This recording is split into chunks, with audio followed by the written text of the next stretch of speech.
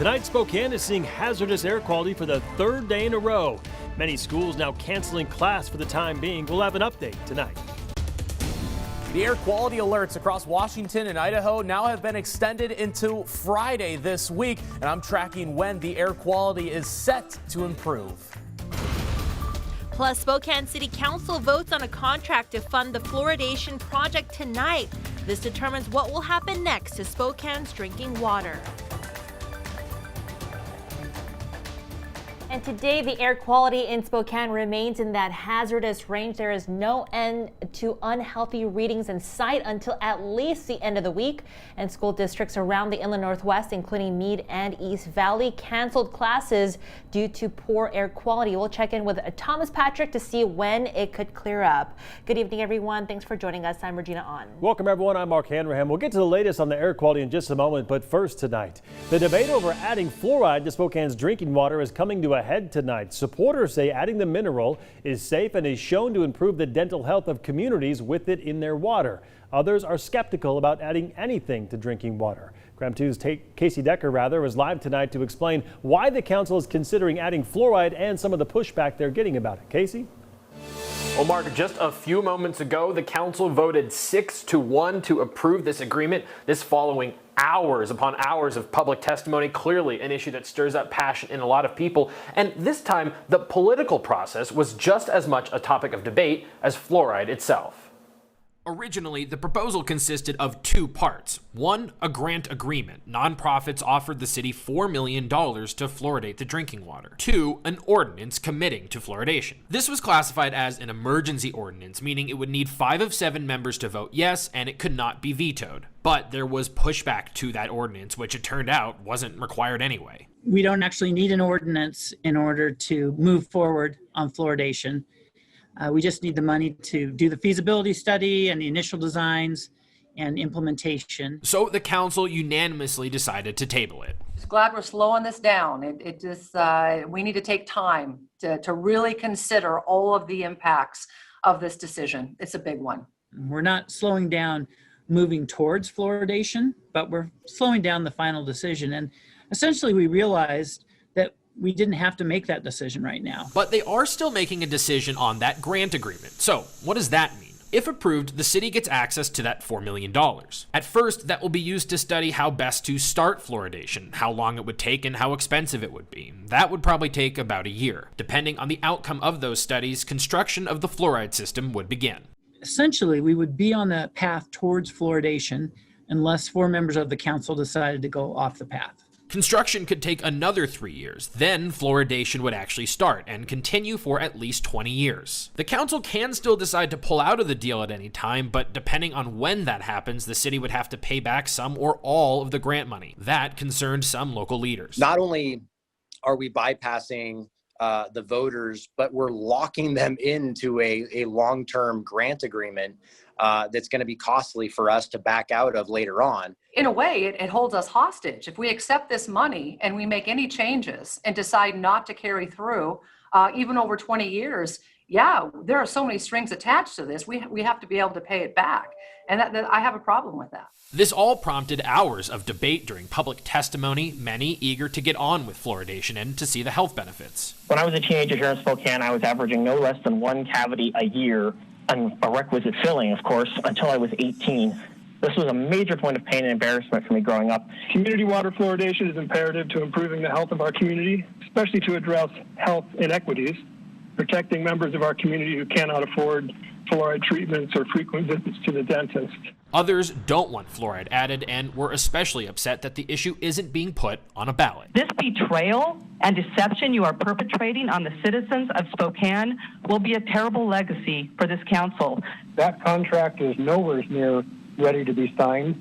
It is not a good contract for the city. But at the end of the day, this agreement passed. Councilmember Michael Cathcart, who you just heard a moment ago expressing his concerns, the only no vote, meaning the process towards fluoridation in Spokane has now officially begun. Again, not a guarantee that the city will actually completely go through with it, but it would require several council members to change their mind. Also, one more thing, this is not something that the mayor can veto. Mark, Regina? All right, Casey Decker live tonight. Casey, thank you. And just after the vote tonight, the nonprofit that is providing the bulk of that grant money issued a statement. $3 out of the $4 million is coming from Arcora Foundation. That's a group funded by Delta Dental Insurance Company. They advocate for dental health. The statement reads in part, quote, "Fluoridation is a cost-effective and equitable way to prevent disease. We will continue to work closely with local funders and partners, including those most impacted by preventable dental disease, to advance health equity in Spokane through water fluoridation. This is an important first step among many that will be necessary to ensure fluoridation is implemented, leading to better oral health for everyone." All right, turning the page now to weather. We thought we'd be seeing those clearer skies by today, but so far it looks like it's going to be the end of this week till we see that smoke go out of here. So Thomas Patrick joining me now. Thomas, you've been out and about all day. What are we going to be expecting, or when is it going to get better? That pretty much just got pushed back to the end of the week, because I remember last week we were tracking a weather system that was set to move in really today, and it stalled out before it even got to the western shores of Washington. So as a result, the air quality alert has been extended all the way to Friday as the latest computer models and projections are coming in relation to that. Let's take a look at the weather satellite imagery. That weather system is on the left side of your screen. See all the white here? That's just cloud cover from that offshore system. Meanwhile, all the wildfire smoke still in place and pretty much underneath some of that cloud cover. And that system, as I mentioned, stalled out, so it's going to be here for quite some time. All of North Idaho reporting very unhealthy air quality index values. In Spokane, it's at the hazardous level, even as of this hour. In central Washington, mainly in the hazardous category as well. But here's a note: with so much wildfire smoke in place, our temperatures are likely only going to be in the 70s this week. Even if the default app on your phone says 80s or 90s, that doesn't take into consideration the smoke that is in place. So just realize our temperatures are going to be undercut by about 10 degrees or so expect 70s for the rest of the week. All right, good to know, Thomas. Thank you very much. Meantime, Alaska Airlines temporarily suspended all flights to and from Spokane. They are attributing it to that intense wildfire smoke and hazardous air quality all around the region. The flight suspensions are expected to last until tomorrow at 3 p.m.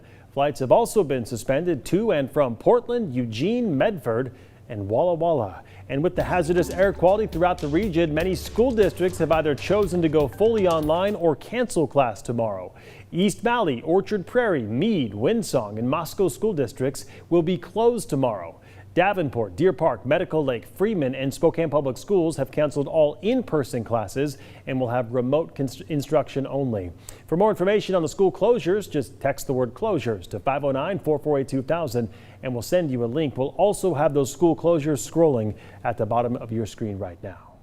And new tonight, the Post-Fall School Board voted to keep schools in the orange category. They were voting on whether to change it to the yellow category, which students would move to a 5-day-a-week in-person school schedule. In the orange category, students currently have split days of in-person instruction and online learning at home.